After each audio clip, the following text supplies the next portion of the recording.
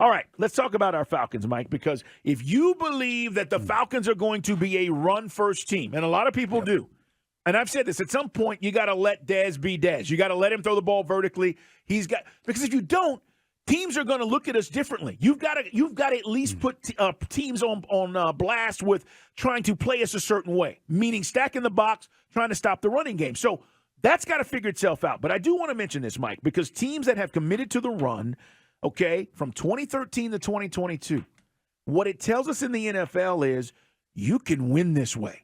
And not only can you win this way, you can get to the playoffs this way. And I think this is what Art wants to do. And there have been times where I say it's, second, third and one, whatever, fourth and one. We wanted him to go for fourth and one last year against the Saints. Yeah. Run the ball, Art. And I think, unfortunately, that when Mariota botching the snap on the third down scared him away from it. It did. In the documentary, in the quarterback, we kind of saw that. So going back, guys, let's just go back. We don't have to go back all the way.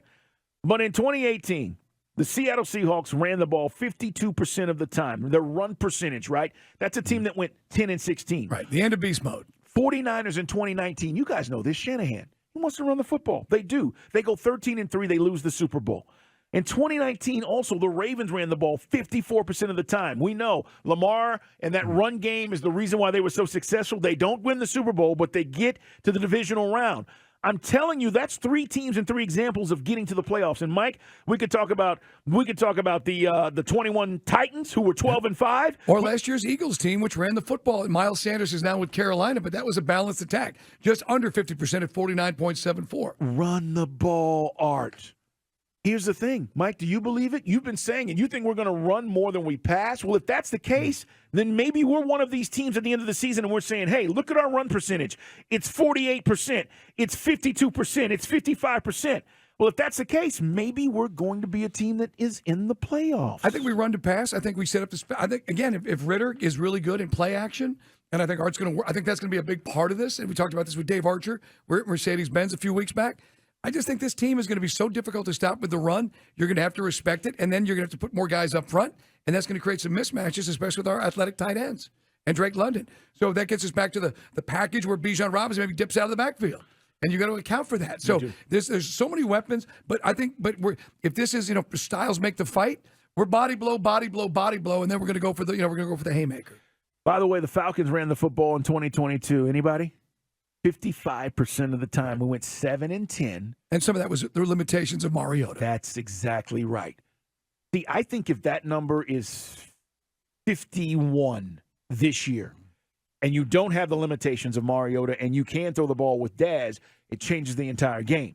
I mean, these teams we're talking about, like, going 13-3 and 11-5 and all the 12-5 Titans in 2021. All these teams had the ability to throw the ball and certainly down the field. I just think the idea that you only win in the NFL if you throw it, not true.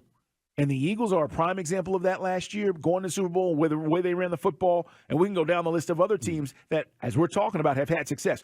Running the ball in the NFL still matters. And that's all we're saying. So if you believe in that, you believe that Art wants to do those things, and we're talking about Coach Arthur Smith, then, Mike, maybe this is where it's at. We were second. We led the league in rushing attempts, right? Last year, I'm looking at right now from fantasy football, 559 carries, rushing attempts. We only beat the Bears by one. They had 558, and that counts Justin Fields picking him up and putting him down. They had some design runs for him, didn't they? Correct.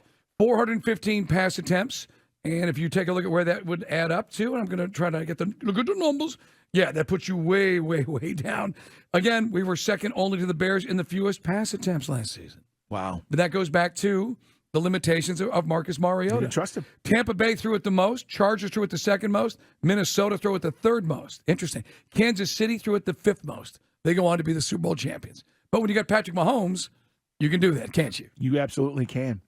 I want to mention this while we're talking about the NFL. It is official. Daniel Snyder is out. The NFL's longest nightmare is finally over. The league owners approve the sale of the Commanders. $6 billion. If you're curious, he bought it for $800. Think about that. When you think about Mercedes-Benz and everything else, that's anybody who's been up there for a game. Stadium was out of date when it was built. It's garbage. It's a terrible facility. Yeah. So the kicker here is Snyder's done, new ownership. But the NFL releases a statement, Mike, and talks about the allegations substantiated by independent investigator Mary Jo White. So all the things that they were investigating the Commanders for, this was her investigation. And so they go into this whole thing about what they did and how it was going, how the investigation went. All you need to know is this. Miss White's findings and bias of findings can be found here. You click on it. There's a long list of all the things they did wrong. And then the NFL says today, with the sale of the Commanders, Mr. Snyder will pay $60 million to the league in resolution of Mrs. White's findings in all outstanding matters. How about that? How about that? Yeah. So we've been talking about no criminal charges, all the court allegations, or at least the pending court date, should I say, for him.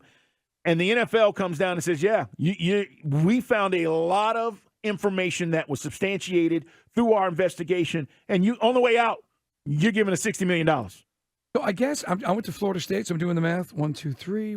So that's 1%. Just under 1% of the total sales price. Sales price. Yeah. Miss White and her colleagues conducted a comprehensive and an independent investigation over 17 months. Yep. And all this tells you guys is he's paying $60 million on his way out.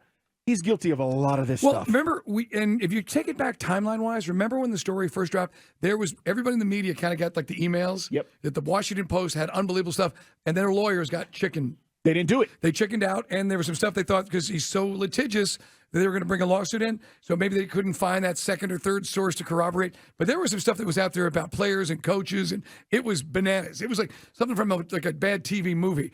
Either way, we know what Snyder's about. He's a terrible person. He's a terrible owner. The guy's a creep, and the league's better for him having him out. Look, I know it's not a league of all nice guys getting to be a billionaire, but this guy's, I mean, look, come on, I have to tell you guys. He was the worst. The worst. He was the worst. And all of these allegations. Guys, screwing his own people out of the interest on their personal seat license, amongst other things. Stealing money from other owners, right? With how the revenue sharing works.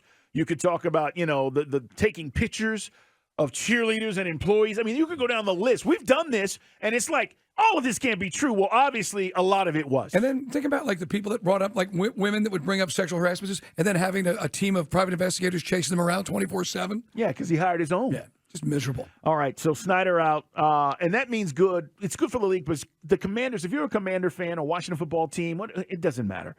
You're going to get a new stadium now, Mike, because people will want to do business with the new ownership, and more importantly, we'll see what happens, as far as on the field, because that's a storied franchise, man, and he really took it in another direction.